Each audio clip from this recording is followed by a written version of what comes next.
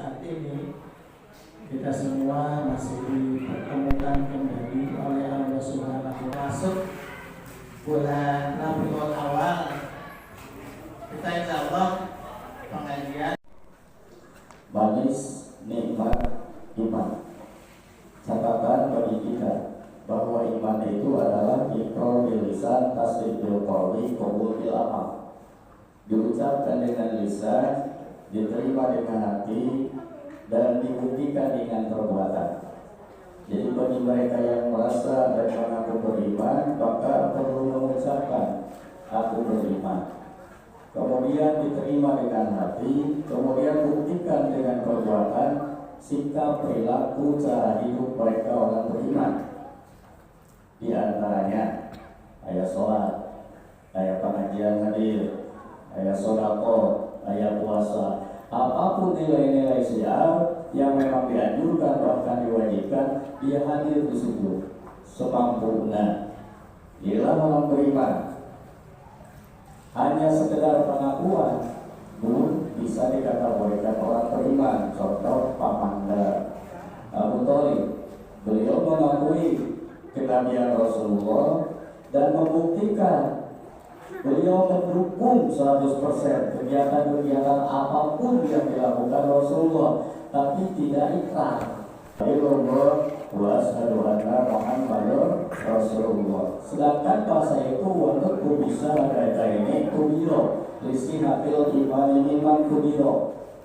Jadi syarat sah iman bagi mereka yang dibutuhkan baiat dari non-muslim yang berbeda keyakinan untuk masuk ke Islam mesti diucapkan 2 kalimat syahadat. Ini sering jadi masalah karena kita yang terlahir dari ayah bunda kita yang muslim, kakek nenek yang muslim, terlahir di dunia pasti seluruhnya dalam keadaan fitrah, baik ayah bundanya Majusi, Yahudi, Kristen, Yahudi dan lain sebagainya, tetap sebelum usianya akhir balik mereka dihukumi sebagai fitrah muslim, ya, tauhid. Maka ketika mereka beranjak ke usia balik, di usia maksimal 15 tahun, sebagaimana yang kita ketahui, atau 9 tahun sudah mengalami masa masturbasi atau head, atau sudah mengalami mimpi jima, bersentuhan atau keluar mani, ia sudah dikategorikan seseorang sudah balik walaupun usianya belum mencapai. Cukup mengucapkan 2 kalimat syahadat bagi kita cukup di dalam sholat. Makanya pantas dalam kitab Surah Al-Tauhid dibahas cukup bagi kita dalam sholat sudah ada syahadat. Nah, lihatkan ayatnya. Kemudian sebelum wudu katakan asyhadu an la ilaha illallah wa asyhadu anna Muhammadar Rasulullah. Cuma doa tersebut pakai sih.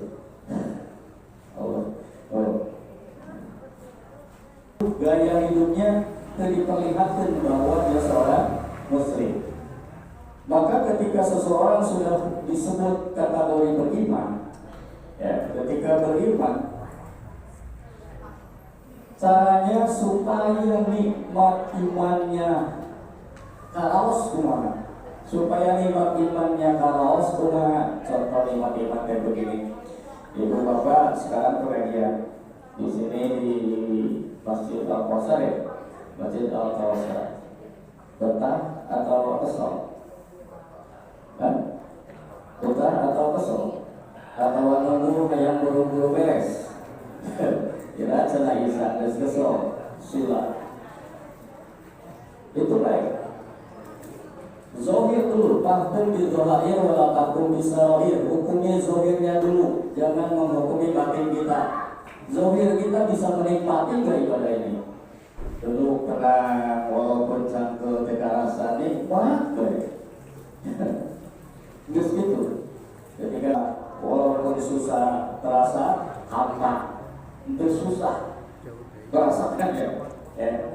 Dia tinggal sedekah udah atau susah, merasa rezeki yang kita dapat ladang orang sorangan kemudian dikasih diinfak diinfakkeun, disodakokeun, aya berat tuh. Lamun merasa berat, aya risih, itu kita bisa mempertanyakan tingkat keimanan kita sudah sampai di mana. Di dalam sedekah, puasa, lapar dari pagi sampai sore nikmat, atau memang kesel. Maka bagian-bagian dari seseorang, tanda-tanda yang menyebabkan dia jadi luka itu ketika berbicara ais agasari. Insya Allah kita nggak usah perlu bahasa orang Sunda mahariwak. Setelah kita meninggal 20 tahun kemudian, 30 tahun kemudian, kita yakin anak-anak kita ini bakal melanjutkan di masjid, meramaikan masjid kita, mendoakan kita sebagai ayah bundanya. Tapi masih anak-anak udah nggak betah di masjid, ini kan bahaya, ya, yang bahaya.